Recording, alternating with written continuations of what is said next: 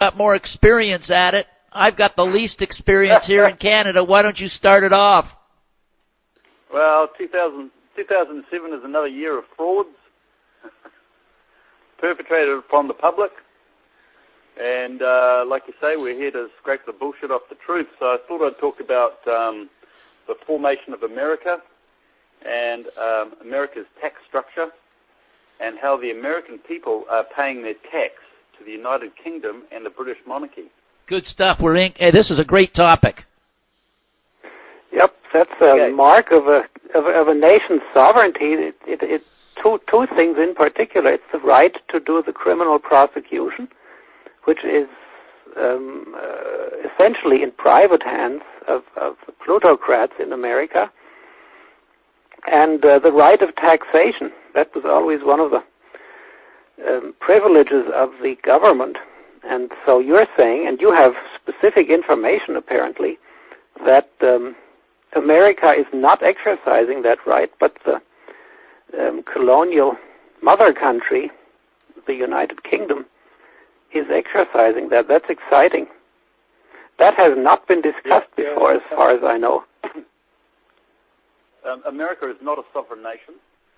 America is a bankrupt nation, and it is owned by the United Kingdom. Is it a nation or a colony? It is a plantation. Hey, that's a good one. Oh, that's a sub-colony, I guess. Yeah. America is a sub-colony of Britain, and it is also a plantation of the Pope and a colony of Israel. Israel is about the only country that's now colonizing, or that is still colonizing. So America was bankrupted for the first time on the 1st of January 1788 as the United States. This came about through the various wars in America for independence from Great Britain and slavery, which was a construct, as slavery was about to be made redundant by the combine harvester. The combine harvester was first patented 17 years before the Civil War in 1834 by Hiram Moore. The same year, Cyrus McCormick patented the mechanical reaper. This made slaves too expensive to feed, and by the time of the Civil War, 1861, many of the slaves in the South and all of the slaves in the North were already free. The British purpose of these wars, the Civil War and the War of Independence, was not to win them, but to continue them, so that the United States would be bound to Great Britain via debt. This debt has more rule than a colony, is more hidden than a colony, and lasts longer than a colony. This debt to Britain still rules America to this day. These British-created wars, including the War of Independence, 1776 to 83, aka the Revolutionary War, and the American Civil War of 1861 to 65, in which President Abraham Lincoln was a British agent battling to end slavery. Instead, Lincoln enslaved all Americans.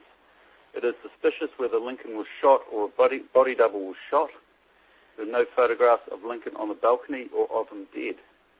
Great Britain, as the United Kingdom, collects taxes off America as the United States to this day. The American Inland Revenue Service is not an agency of the United States, but an agency of the United Kingdom. Here's how it works. All taxpayers have an individual master file, which is in code. The IRS publication 6209, over 400 pages, has a blocking series, and almost all taxpayers fall into the 300 to 399 blocking series.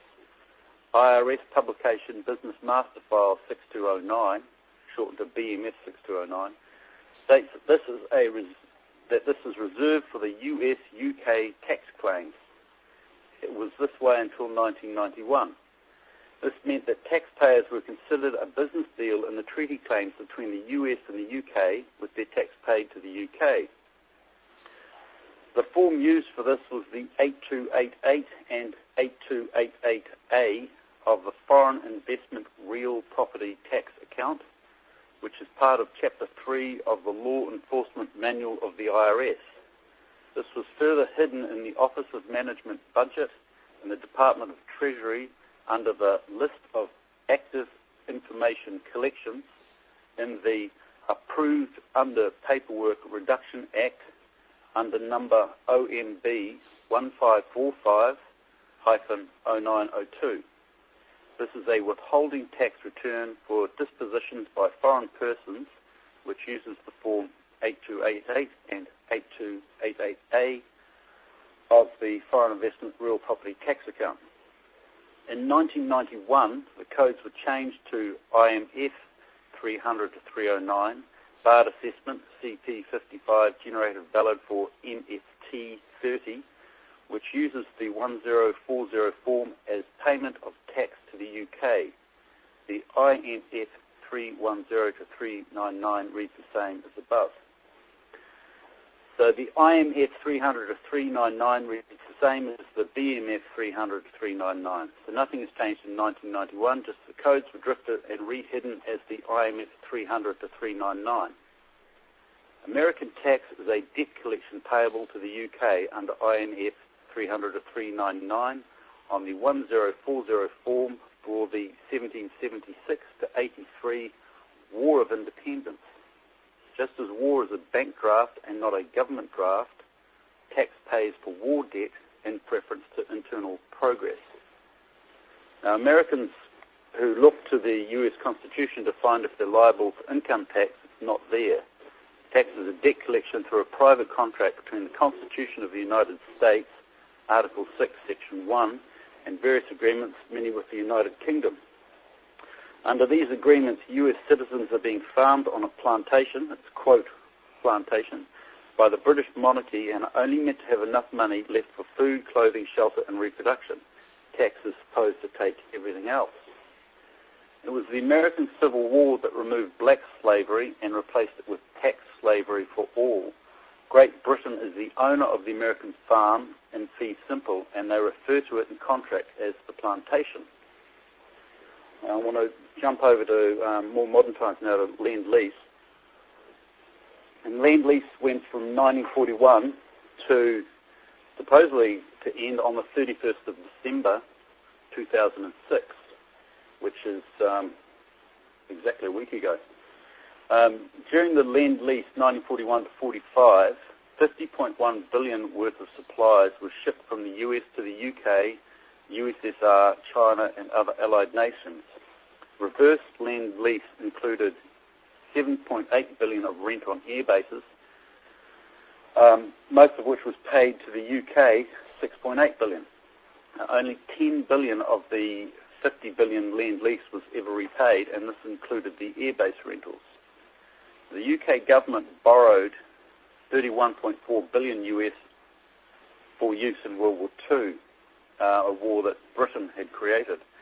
After the sudden and unexpected termination of Lend-Lease on the 2nd of September 1945, supplies were sold to the UK for 25% of the value, with those in transit sold at 10%. The interest rate was 2% annually, which could be stretched over 50 years. Since Britain could get 6% interest on the 2% money, they delayed payment well past the due date of 1995, and they delayed it until last week.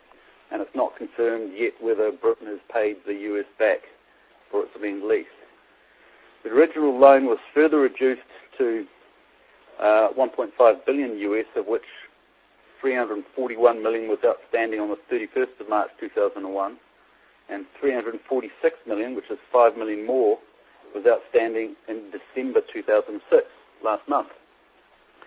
On the final due date of the 31st of December 2006, this was further reduced to 45 million US.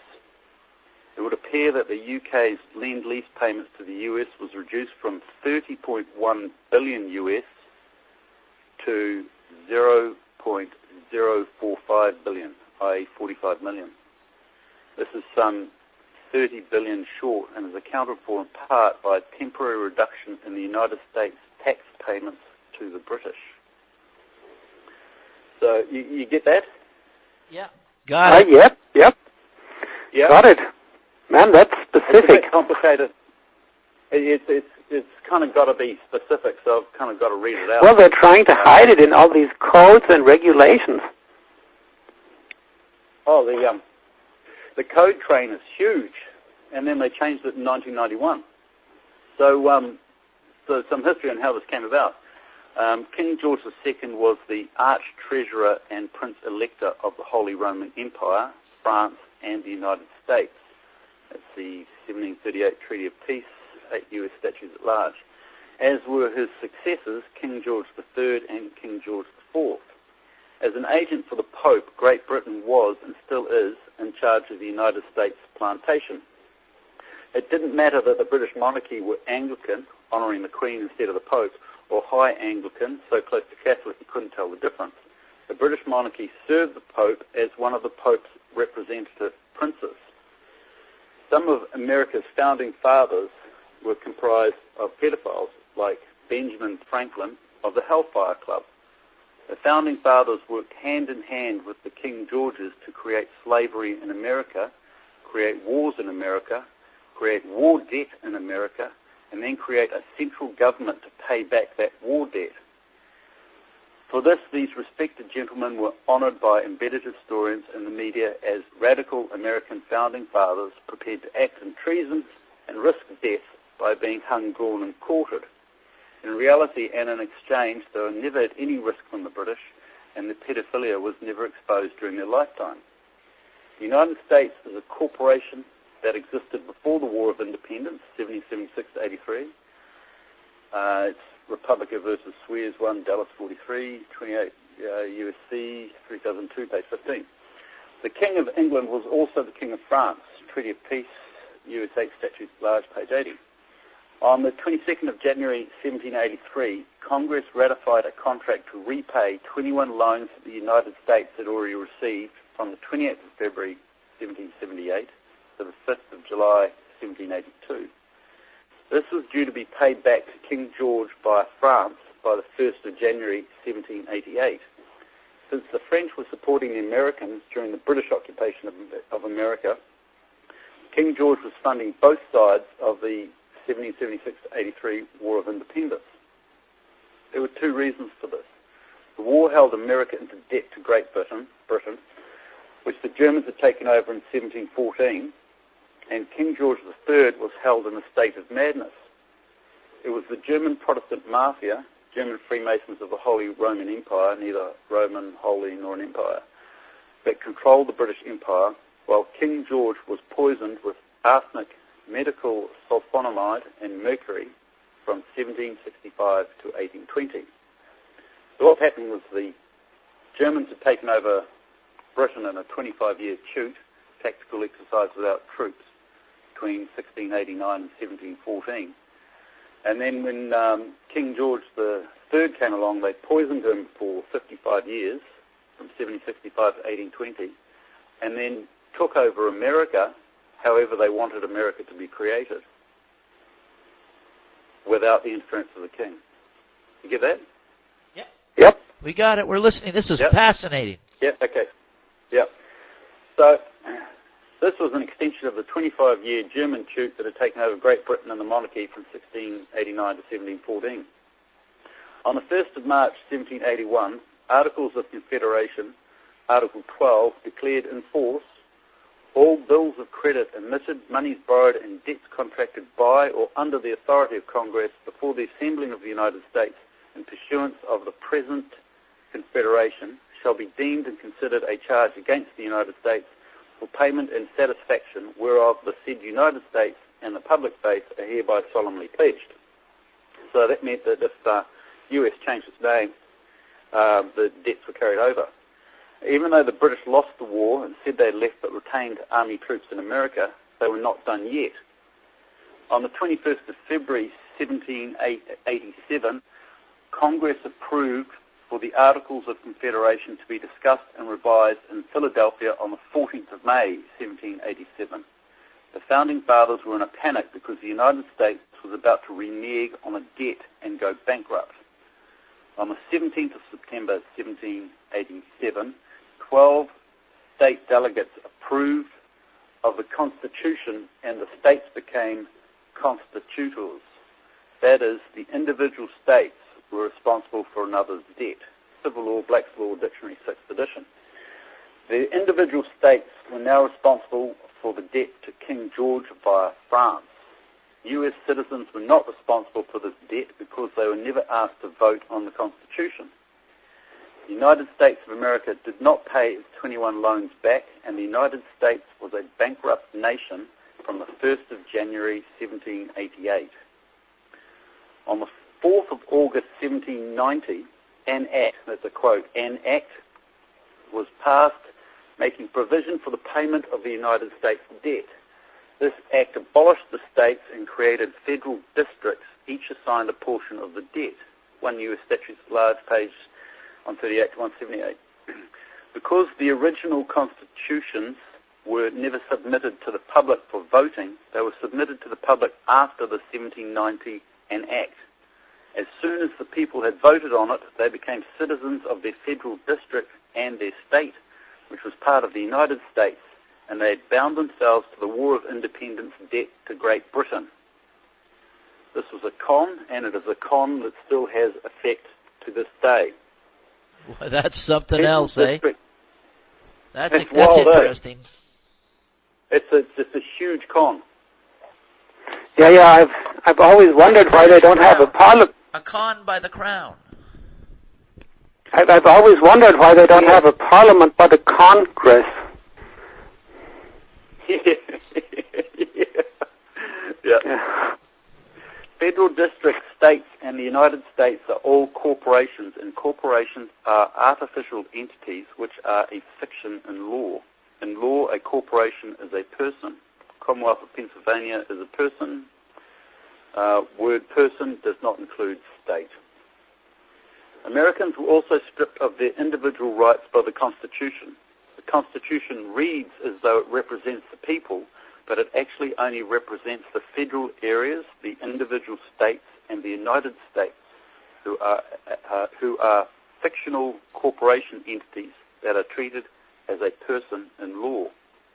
But indeed, no private person has a right to complain by suit in court on the ground of a breach of the Constitution. The Constitution, it is true, is a compact, but he is not party to it. Hallett and Company versus the Mayor and Alderman of the City of Savannah, 14 Georgia, pages 438 and 520. When you make an allegiance to the United States, it is to a fictional entity with legal status as a person, as a war debtor, with no physical body other than a temporarily assigned representative, which is a shorter life expectancy than your own. Article 6, Section 1 kept the loans from King George valid through any name, corporation, or constitutional changes in America, the United States. Quote, all debts contracted and engagements entered into before the adoption of this Constitution shall be valid against the United States under this Constitution as under the Confederation, end quote. This was not obeyed when it came to the smaller creditors, smaller than a king or an international bank, who had their loans written into the Constitution. Shortly after the War of Independence finished, the body that had fought the war against the British used the title Continental, but this had already been excluded in favour of the United States of America. This move destroyed a myriad of creditors who had leaked funds to the Continental Congress. Moneylenders often fall for the cons of history twice, and many money-lending Jews were stung again in the Civil War. Britain and France were supposed to guarantee the Confederation, but failed to carry this out. As a result, many patriotic family fortunes stopped there. Recent gripes through the United States courts have failed to bring results on either con. Congress has the power to borrow money on the credit of the United States, Article 1, Section 8, Clause 2. This was needed so the United States could borrow money to trade out of bankruptcy. Because the individual states were a party to the Constitution, they are also liable for the War of Independence loans and any other loans. In 1791, the United States Bank was created. It was a private bank. 25,000 shares were issued, of which 18,000, 72%, were held in England. The United States Bank loaned money to the United States, which was Great Britain loaning money to America, in exchange for securities in the United States.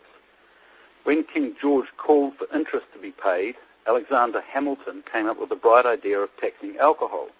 Americans rebelled, George Washington sent out the militia, there was a whiskey rebellion, and the militia collected the taxes. At the time, Americans were not party to the Constitution, but they paid anyway. people are faced with tax plus their army against them, they are slaves. As slaves, Americans paid the alcohol tax. It is the Americans' military role to this day to ensure taxes are collected. Quote, it is the militia's job to execute the laws of the Union, Article 1, Section 8, Clause 5.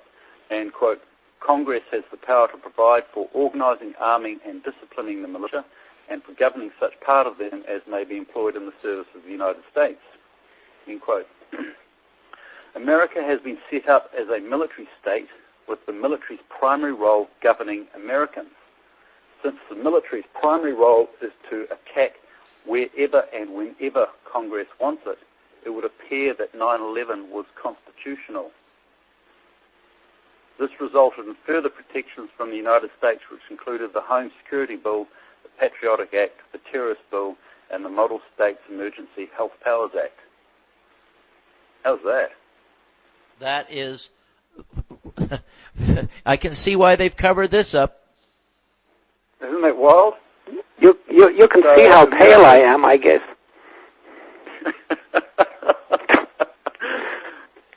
Shocking. Absolutely shocking. So basically the money's going right into the Bank of England? Is it going to the Queen's British bank account? Where's it going? The Coates bank account, you mean? Yeah, Coates Bank, London. You'd have to follow the IMF 300 to 399 tax code on the 1040 code back into the UK to see how it's being divided up. And it'll be going to the British monarchy, and it'll be going to the Pope, and it'll be going to Israel, and it'll be going to a whole lot of black ops. So Americans are paying the taxes to fund their own demise. And the Queen, Israel, or the Pope can order a 9/11 attack whenever they want, and it's constitutional. Because America is just a plantation occupied by tax slaves. It used to be black slaves, and now it's tax slaves. So America was and everybody, you're saying. What's that? And you're saying not only the so-called African ethnics, the black people, but everybody. Yeah, well, the same thing happens in New Zealand. New Zealand was paying Great Britain for funding during the Maori Wars in the 1800s, and we got wind of that and squashed that very recently. Good. So basically everywhere there's been a civil war that Britain has funded, that country has a similar scenario happening. So America was Great Britain's plantation, and it still is. It could have easily been the Queen of England who ordered 9/11, and the American Congress would have to act accordingly. Ditto for the Pope in Israel.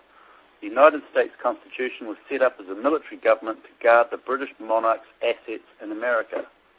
8 U.S. Statutes at Large, pages 116 to 132. 12 years after the War of Independence, on the 19th of November 1794, the Treaty of Amity, Commerce and Navigation was signed. Article 2 states that the King's troops were still occupying the United States and were only due to return to England on the 1st of June 1796.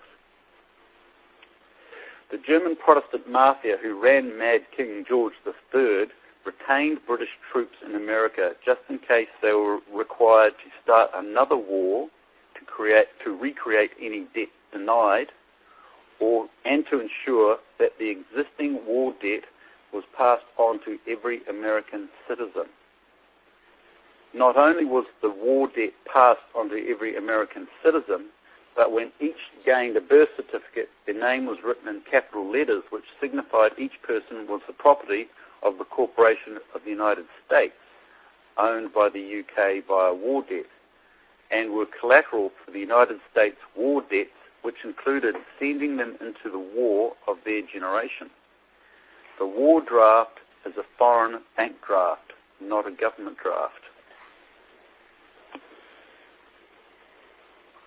Well, you know, this is something that Sherman Skolnick, my co-host, was always talking about the same stuff you're bringing out, Greg, and certainly within the Constitution it was always made clear that the tobacco tariffs, cotton tariffs were all going to be paid after the so-called War of Independence, and that there really was no financial break. And certainly the real question it all leads is, who's the viceroy?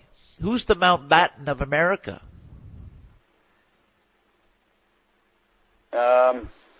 Do we know? Good question. Well, because there definitely is a viceroy, right? Yeah. The viceroy. You'll have three viceroys in America. You'll have the United Kingdom's viceroy in America. You'll have the Vatican's viceroy in America, and you'll have Israel's viceroy in America. Israel's viceroy in America is Henry Kissinger. And yes, Kissinger's the Mountbatten for sure. Yeah. As for Britain, you'd be getting into this shadow world government, and you'd look there. So I'm going to talk about British law and the Pope now, which will kind of lead on to that. The British Plantation, United States, is held as a farm in allodium by the Pope. Allodium is land held from no lord. It is free ownership. The role of religion is to keep people in a state of passive obedience. For this, the Vatican uses their princes, both the princes of the various monarchies and the princes of the Church. Now, Prince Philip, Prince Charles, who control MI6 and MI5 respectively, and the various reverends and cardinals, all designed to engender passive obedience with their riches propping them up more than anything. Without their riches, no one would even consider them a prince, ditto for Rome. Without the Vatican riches, no one would ever consider the Pope a spiritual figure. These high contracting parties, princes, reverends and cardinals, do their utmost to support each other in this illusion, which is entirely based on the common person, goyim, accepting the illusion and paying to be milked, sent to war and taxed for war and peacetime through ideological cons and social policy, many of them cons. A goyim, or a person, quote, is a non-Jew, and goyim is a non-Jew to be milked, as though cattle on a farm. Goyim also means cattle, and cattle to be milked, and chattel. Person also means anyone subject to the Bar Association, which is almost everywhere. The American Bar Association has colonized the world, and anywhere there is a Bar Association, any non-Jew who turns up to court is known as a person, which is goyim, which is cattle to be milked, which is fined and paid, tax paid for the international bankers' war debts. There are various laws through history that have established the papal rule throughout the world, and these include the 1822 Treaty of Verona, Article 3, quote, if the sovereign pontiff should nevertheless insist on his law being observed, he must be obeyed. And, quote, pontifical laws are obligatory without being accepted or confirmed by secular rulers. There are exceptional ecclesiastical laws in the United States as well as federal laws which may be abolished at any time by the sovereign pontiff. Elements of Ecclesiastical Law, Volume 1, pages 53 to 54. This is all backed up by the Treaty of 1213, the Papal Bull of 1455, and the Papal Bull of 1492. All slavery and freedom originates in the mind. We subjugate ourselves.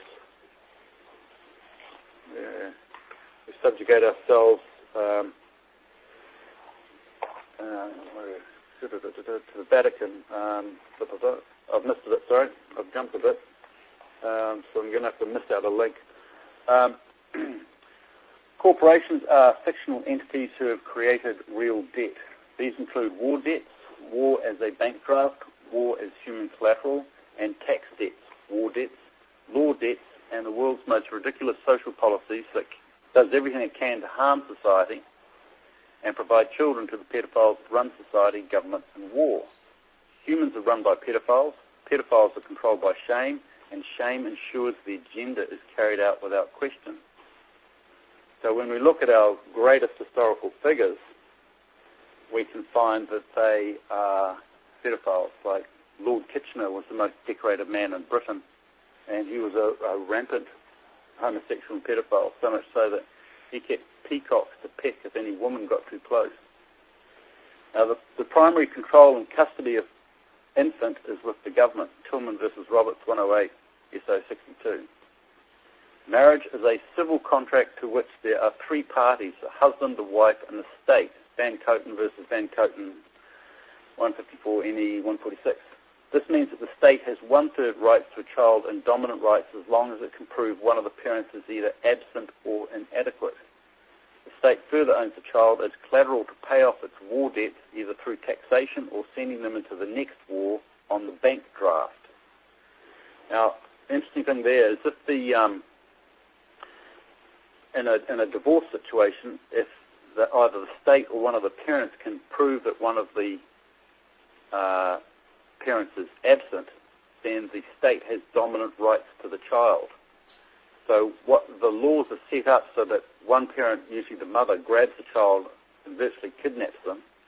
Then the father gets, in New Zealand, it's called a protection order against him, which stops him seeing his child for an average of 4 months. No letters, phone, email, text, or physical contact. And then that father is proved to be absent or inadequate. The state then has dominant rights over the child and funds the mother to rear the child. Now, the primary requirement of a pedophile is that the biological father is absent. So the whole family court, custody, social policy is set up to serve pedophiles. Now, the Queen of England still changes social policy, the meanings of legal words, and social security policy within the United States as late as 1997. On the 22nd of July 1997, Queen Elizabeth II changed the U.S. Social Security as follows. SI 1997 number 1778, 1778. The Social Security, United States of America, Order 1997, made 22nd July 1997, coming into force 1st of September 1997. At the Court of Buckingham Palace on the 22nd day of July 1997, now therefore Her Majesty, in pursuance of Section 179(1)(a) and 2 of the Social Security Administration Act of 1992 and all other powers enabling her in that behalf, is pleased by and with advice of her Privy Council to order, and it is thereby ordered as follows. So this order may be cited as the Social Security United States Order 1997 and shall come into force on the 1st of September 1997. The order goes on to redefine words in the Social Security Act and makes changes to some of the United States laws. Now, to quote the United States Federal Judge William Wayne Justice in court, I take my orders from England. So, the Queen... So there's a lot of hidden agendas going on behind the scenes that the media is not reporting. Basically, the media doesn't report anything of any value. And you'll find that the headline copy and the body copy are mutually exclusive, and that there is often nothing to be garnered of any value from any media article. Mm-hmm. We live in a We live in a counterintelligence world. So if you can imagine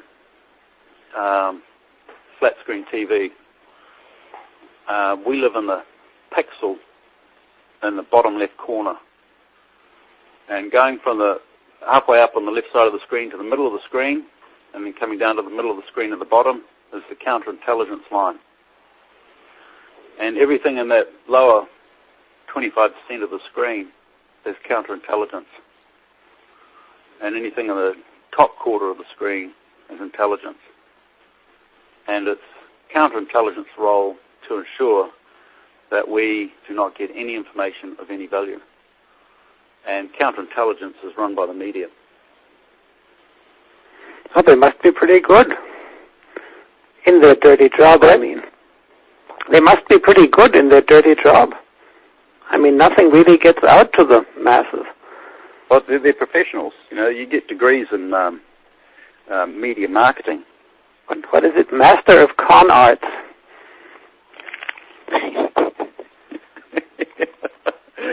Yeah, it is a master. I'm sarcastic really. tonight. Well, history is just a collection of cons. And we've never lived in history, we've only ever lived in the con. Now, I want to talk about Jewish law and pedophile law. And basically, we live under a pedophile's law right through from 1066 on. One of the things that wars do is they kill fathers and then the orphan children.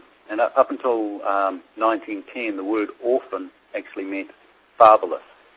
And when a child was orphaned, i.e. with a mother but without a father, they were then sent to the church, and the Catholic churches and even the Anglican Church and other churches, they just have a massive history of pedophilia. Like, it's been going on for centuries, hidden for centuries.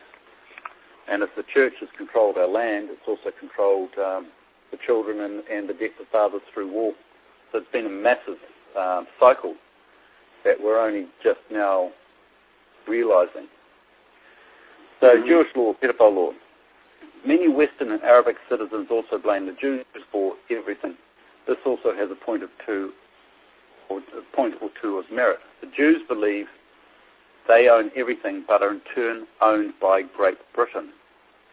According to Menachem Elon, Deputy President, Supreme Court of Israel, quote, "Everything in the Babylon Talmud is binding on all Israel.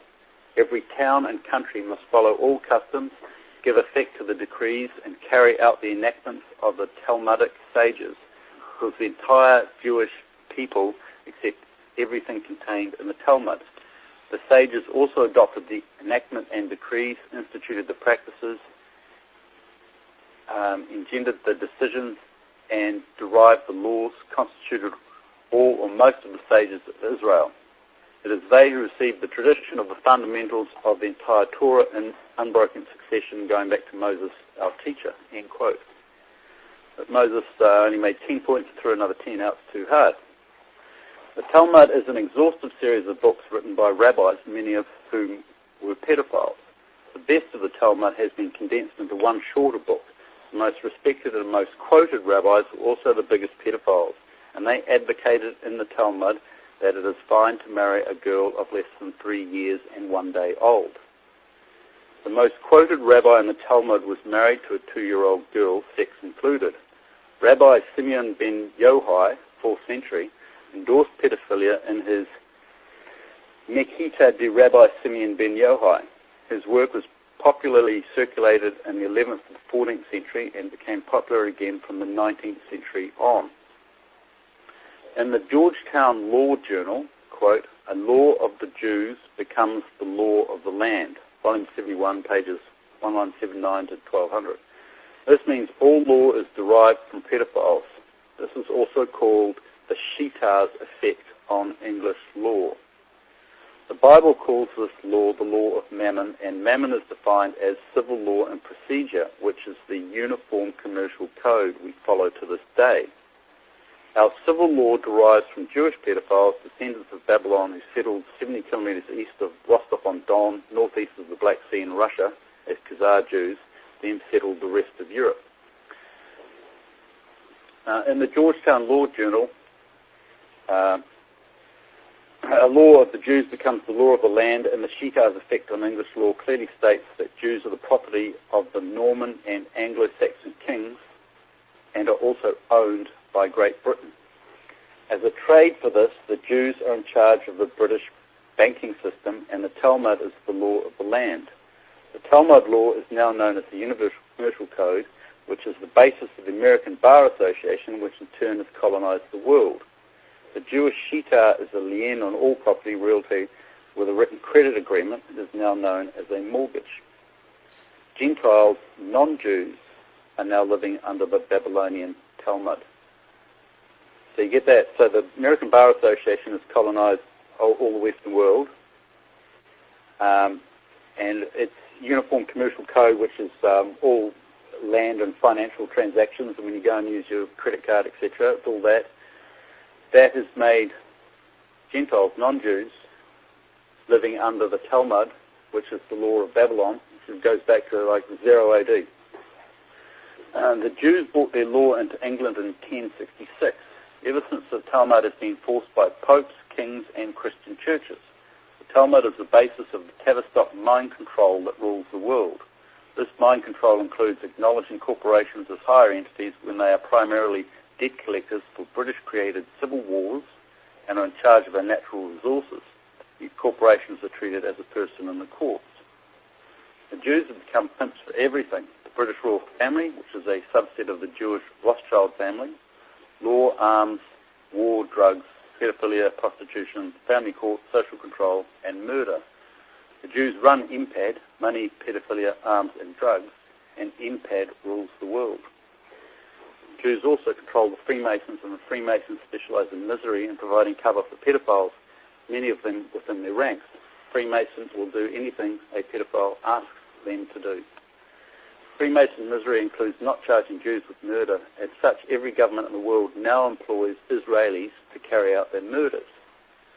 General Yalon offered this service to Prime Minister Helen Clark in late November 2006. The Jewish murders cite anti-Semitism as the Freemasonry police stand back, trying their utmost not to get involved. Freemasons specialize in misery of enormous proportions. As such, they are the middle managers in war and run the police and judiciary, handing out fines to anybody they deem a threat. By comparison, politics is a toy story that specializes in intellectual confusion, shouting headlines that always distract from the truth and really approximate the body copy. The Jewish, Babylonian, prostitutes and pedophiles uniform commercial code is unconstitutional, but you are not part of the United States Constitution, nor are you a citizen of your own country. All citizenship has been misappropriated. New Zealanders have not had any legal government entity since the 10th of January 1920. Quote the US Constitution, no private person has a right to complain by suit in court on the ground of a breach of the Constitution. He is not party to it. Paddleford Fay and Company versus the Mayor of Alderman again. Great Britain, the United States, and the states are parties to the US Constitution. You are not. Article 6, Section 1. When a common person tries to use the Constitution, the common person is committing the crime of criminal trespass. As the common person is infringing on private contracts they are not party to. Whether or not the common person owns a property freehold, they are a debt slave who has no rights and owns no property. The common person rents their money from the Jews who own all the banks of Great Britain. Hence, the Jews are party to the US, UK tax treaty claims. Gentiles are not. Jews are treated differently in court. They are treated as living souls, quote, living souls, that's what they're referred to as, and not cattle to be milked. As such, non-Jews are often accused and charged for the crimes of Jews, and Jews really appear in court. And that's backed up by the whole cover-up with the Israelis and the Jews being involved in 9/11, and none of them being charged. The island of Great Britain... What a mess! What a mess! It's wild, isn't it? Yep. The island of Great Britain seems to be everyone's master except the Pope and the Jews who hide in the island of the Vatican and the island of Israel. The island of the Vatican was given official status as a separate sovereign entity in 1929. The island of Israel was given status as a separate sovereign entity in 1947, somewhere between 46 and 48, depending on the official status. The ultimate ownership of all property is in the state. Individual so-called ownership is only by virtue of government, i.e. law amounting to mere user, and use must be in accordance with law and subordinate to the necessities of the state, which means that England can request America, an American Congress, to declare war on its own people and confiscate the Americans' land. That's such a mess, while the American citizens who have their land confiscated have to pay tax to the UK. The money you think you own, you are just renting. The property you think you own is just being held in your name. You're a slave to the cons of history. You're worse off than a slave because you're also a debtor and have to find your own food and shelter after you've been taxed. Quote, the right of transmission of property as an absolute inalienable right is one which has never existed since governments were instituted and never can exist under government. Winehammer versus the People, 13 NY Rep pages 378 and 481. Great Britain to this day collects taxes off the American people. It is not the only country she collects taxes off. Any other country where Britain had a civil war is also in debt to Britain. Until recently, New Zealand was paying Great Britain for funding both sides of the Maori land wars, and Australia was funding Great Britain for supplying the continent with founding father convicts who believed kangaroos would eat them. The United States, things were incredibly naive 200 years ago, the commoners were. The United States is desperate to repeat this con. The United States wants to declare democracy in Iraq so that it can charge Iraq for creating democracy and then take 35% of the oil for 99 years as payment. To achieve this con, the United States relies on its media with huge support from Fox News and its owner, the counterintelligence agent Rupert Murdoch, who kidnaps his own staff in order to create distraction news. In wartime, we provide the truth with a bodyguard of lies because it is so precious. Quoting Adolf Hitler, British agent, died 19 February 1950, Spain. Adolf Hitler was the grandson of Lionel Nathan Rothschild, who was the first Jew in British Parliament.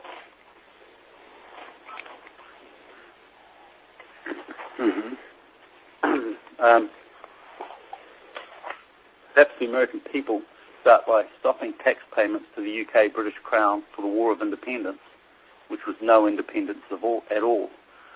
The American War of Independence, 1776 to 83, was a war of dependence, and the American Civil War, 1861 to 65, was an uncivil war to enslave all.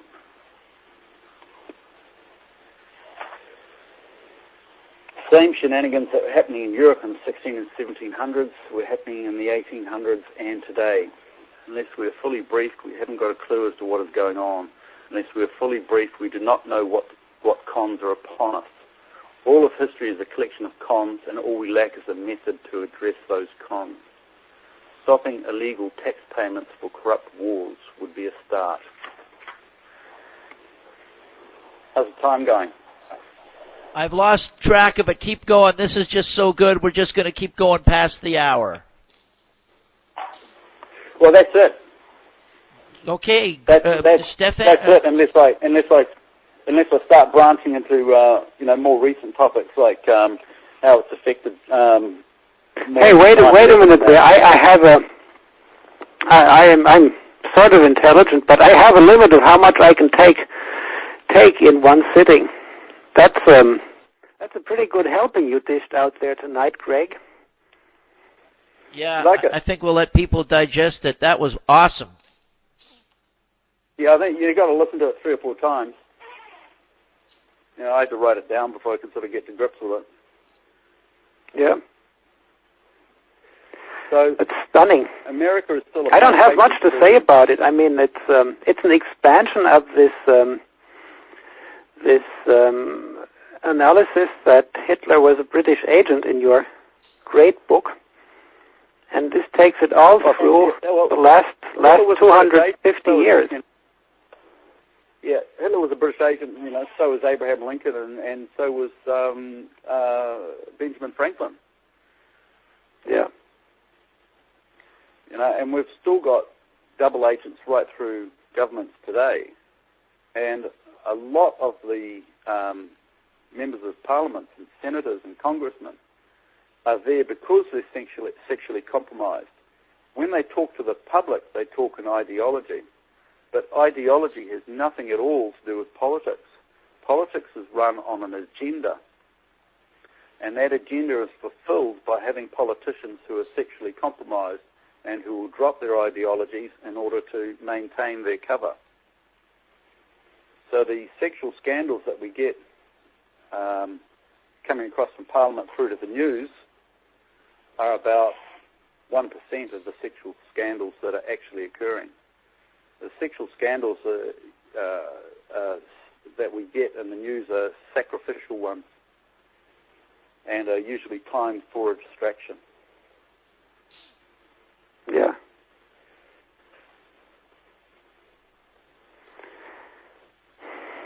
Well, that was a full dish there.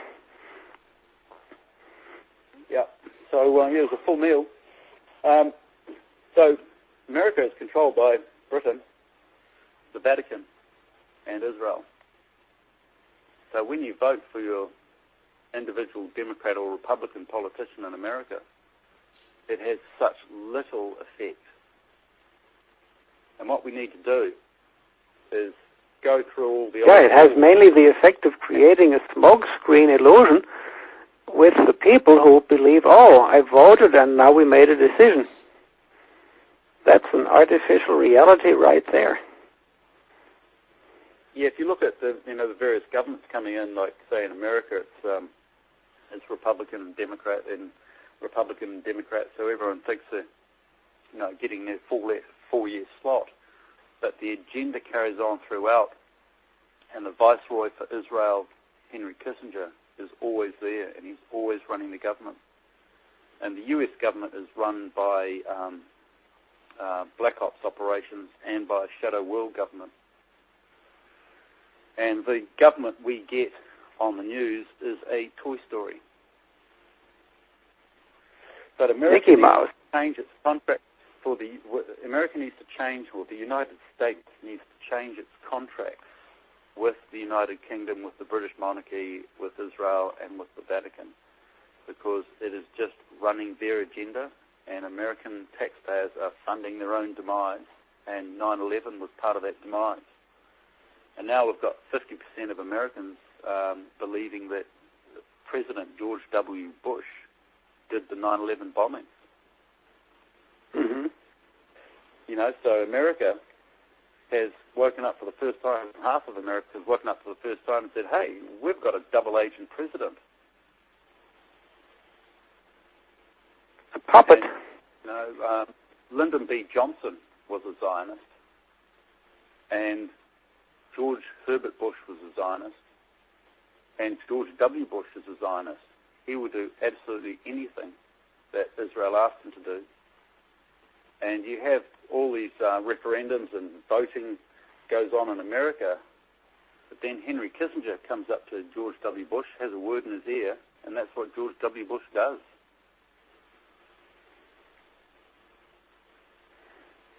So what you usually get as a president is the most compromised person. And that's what America has now, is a completely compromised government. And it's trying to create democracy in Iraq. And Iraq is further from democracy than any other country in the world. Well, they created Saddam Hussein. Yep. He was George Herbert Bush's asset. George Herbert Bush used to run Saddam Hussein in Iraq on roller skates when he was a teenager. And he would get Saddam Hussein to place frog bombs, also known as turtle bombs, on the petrol tanks of diplomatic and peace vehicles, and then skate away. And then 10 seconds later, he'd turn the handle, and then 10 seconds later, a shot of flame would shoot into the petrol tank and blow the car up. Yeah, now they staged this mock trial where a double appeared, and they did this dummy film. They did this dummy film with the overbite. Yeah. They did this dummy film with the hanging, where they used a stuntman. Yeah, and the hanging wasn't filmed all the way.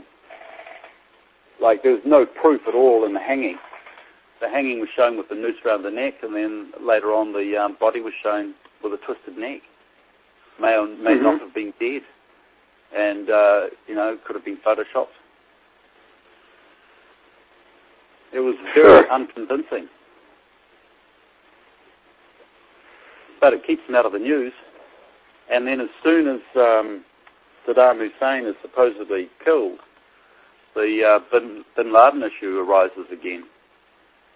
Whether Bin Laden is alive or dead, and when the last film footage of him was, and when the last audio tape of him was. And the film footage of Osama Bin Laden is very deviously shown. It's always Osama Bin Laden walking down a rocky slope and never aging. And then when they show a still photo of Osama bin Laden, they split the screen and show other people moving, give the effect that Osama bin Laden is moving. Osama bin Laden is a CIA asset, and his code name is Tim Osman. Yeah, yeah. Is he dead? Is that right? Osama? Yeah. He's either dead or living in a flat at the back of Langley. Oh. How about the U.S. Embassy in Uruguay? Really? Oh, I'm sure he's gone to a Is that what you super heard? plastic surgeon and has had his face changed. He's got too much money. He's a multi-billionaire. Yeah. Yeah, he was a stooge. He was a patsy that didn't die. You know, like the Bushes have so much money financially linked with the bin Laden family that Osama was the lazy in-between guy who was filmed several times and made a few recordings to create the whole oil and heroin trade look real. Now the Americans have taken over the poppy farming and heroin trade from Afghanistan, and 98% of the heroin that gets into Britain comes from Afghanistan. Mm-hmm. And you can't do that without American collusion. So now we've got agents like General Yalom offering Afghan heroin, of which there's an oversupply, to various governments around the world. And part of the roles of governments now is to destroy their citizens, and one of the ways to do that is to supply them with drugs. So we had 10 kilograms of Afghan heroin come into New Zealand at the same time as the Secretary General of NATO came into New Zealand, Jeff de Hoop Schaefer. He came in, and the heroin came in on the 31st of March 2005. And it was released to the gangs on the 30th of November, 1st of December 2005. Virtually for free in order to find markets for it. So we've got this bizarre situation now where anything we get on the news is produced by counterintelligence, and everything we get on the news is a lie or some form of a lie, and if it's not a lie, it's a distraction. And we now have governments who are acting against their own citizens. And those are the governments that we vote in. And those are the politicians that are compromised either through diverse sexual practices, drug use, or double agent training. And in New Zealand, the New Zealand Prime Minister Helen Clark is now well acknowledged, even by the higher ranks of the legal fraternity, as a KGB agent. Helen Clark is a double agent Prime Minister, which makes it all the more easier for American representatives to bring the heroin into New Zealand with complicity and with cover. And the heroin that came into New Zealand came in via diplomatic pouch, did not come via any of the major importing methods, either by ship or by plane. It came in on a diplomatic pouch. Well, that's the safest way, isn't it? Yeah. So yeah, the diplomatic corps is now the sodomy Olympics, and they are sodomizing each other and giving away secrets as fast and as quickly as possible. And the diplomats are now acting against their own nations.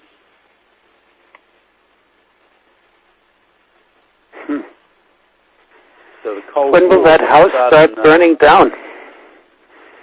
When will it start burning down? Yeah. Those are madmen. What's that? Those are madmen. Yeah, well, it's total madness. I've spoken to some highly conservative and quite old and quite established people recently, and I've told them about this stuff, and they go, yeah, we've got no problem believing that. Like when I say that, the police and the fraud squad were manufacturing and introducing methamphetamines into New Zealand, and that the person who headed the organisation is now one of Auckland's mayors. They go, we've no problem believing that.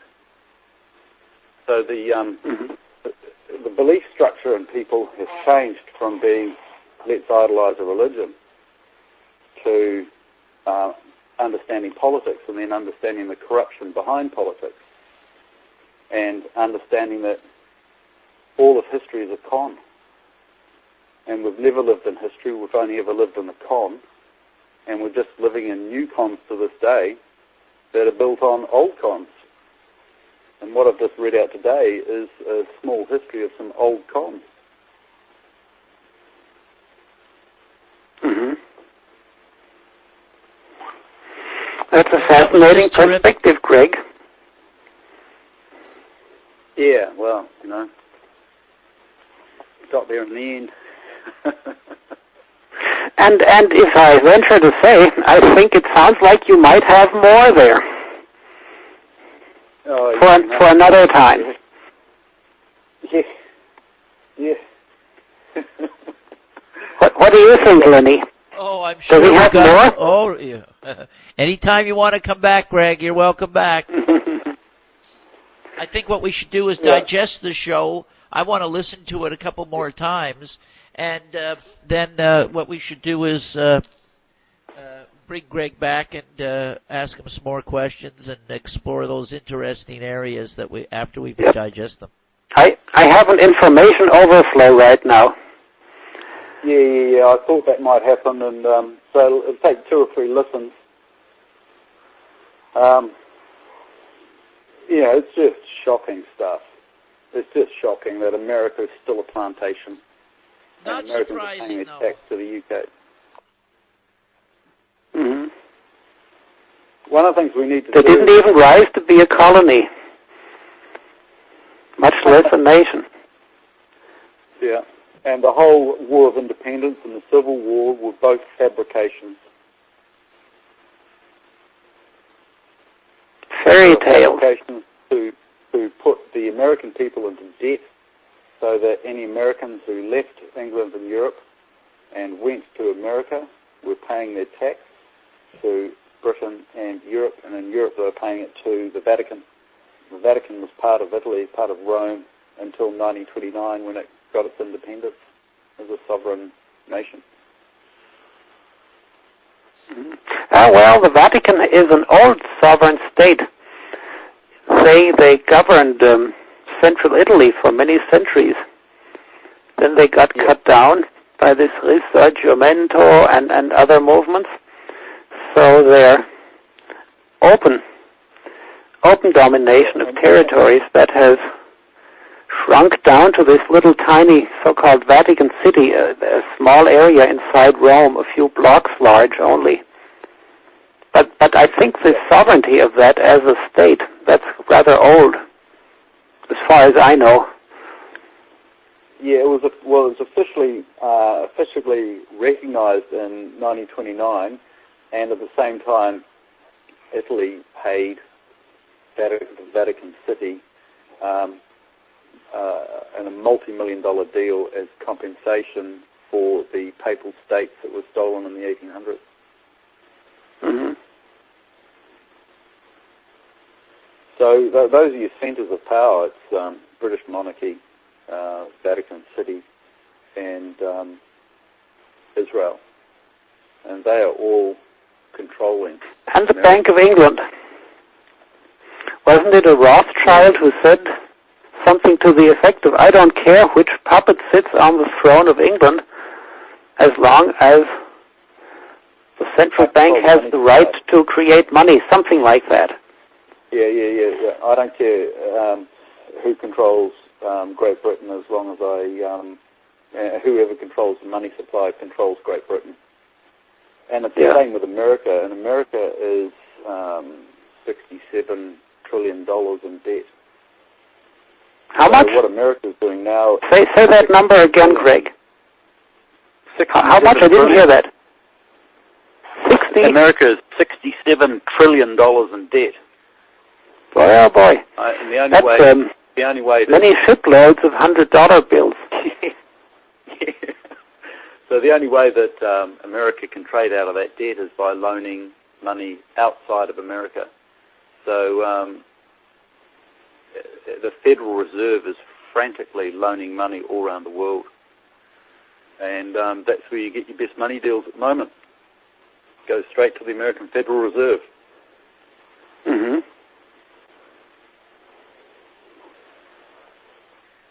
I think we'll leave it there, everybody. Thanks for joining us at Cloak and Dagger. Stay on the line, Greg. We'll sign off here. It's been a pleasure having you here, bringing your treasury of wisdom and knowledge.